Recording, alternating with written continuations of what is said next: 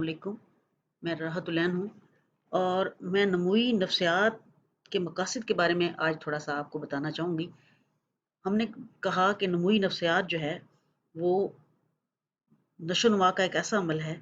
जो माँ के पेट से शुरू होता है और मौत तक जारी रहता है। अब इस नफ्सियात की इस शाख के या नमूई नफ्सियात के मुताले के मकासद क्या हैं? इसके यूँ तो कई मकासद हैं, लेकिन उनमें से 4 ऐसे हैं जिनको हम डिस्कस कर सकते हैं कि नशोनुमा के एक अहद से दूसरे अहद तक ज़ाहिरी शक्ल सूरत, दिलचस्पी, किरदार, नस्ब-ओ-नैन में नुमायाँ और मुश्तरका तब्दीलियाँ कौन-कौन सी हैं जो रूनुमा होती हैं।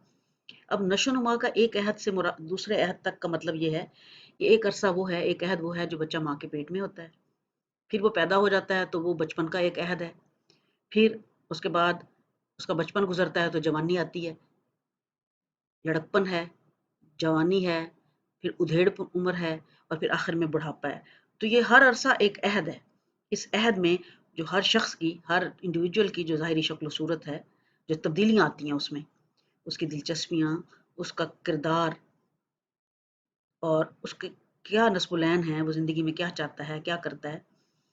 और मुश्तरका जितनी भी तब्दीलियाँ सब में आती हैं, वो कौन-कौन सी हैं जो उसमें रूनुमा होती हैं। नमूई नफ्सियात के मुताले का एक मकसद तो ये है। फिर इसका दूसरा मकसद ये है कि ये तमाम तब्दीलियाँ जो मुख्तलिफ अहद में हुई, बचपन में हुई, माँ के पेट वाले अरसे में हुई, लड़कपन में हुई, जवानी में हुई, बुढ़ापे में हुई, ये तब्दीलियाँ कब वाक़या होती हैं और कौन से अवामिल हैं और असबाब हैं जो इन तब्दीलियों के ज़िम्मेदार हैं। फिर ये तीसरी बात ये कि फ़र्द के किरदार पर ये तब्दीलियाँ किस तरह असरअंदाज होती हैं, मतलब उसको कैसे तब्दील करती हैं, उसमें क्या तब्दीलियाँ लाती हैं और हम उन तब्दीलियों के बारे में पहले से कुछ बता सकते हैं, कोई पेशीन गोई कर सकते हैं। और चौथी बात ये कि क्या ये तब्दीलियाँ हर एक शख्स में ही होती हैं, इनफरादी तौर पर होती हैं या इनकी नौइयत आलमगीर है। यानी देखें ना, एक बच्चा पैदा होता है, आप देखें वो अगर माँ के पेट का अरसा देखें, चलें वो हमसे छुपी हुई बात होती है, लेकिन मेडिकल पॉइंट ऑफ व्यू से इतने अरसे में बच्चे की आंखें बन जाती हैं, इतने अरसे में उसकी जो है वो जिस्म का ये हिस्सा डेवलप होता है, फिर बाल बन जाते हैं वगैरह वगैरह। तो इसी तरह जब दुनिया में आता है उसमें भी आप देखें कि एक अरसा होता है,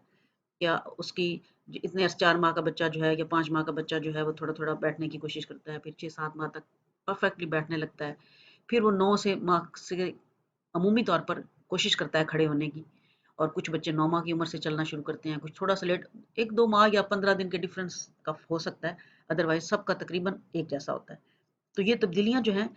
वो इनफरादी हैं या आलमगीर नौइयत की हैं। तो नमूई नफ्सियात का मुताला करने का मकसद ये है कि हम मुख्तलिफ अहद में जो तब्दीलियाँ हुई हैं, उनके बारे में गौर व फ़िक्र करना,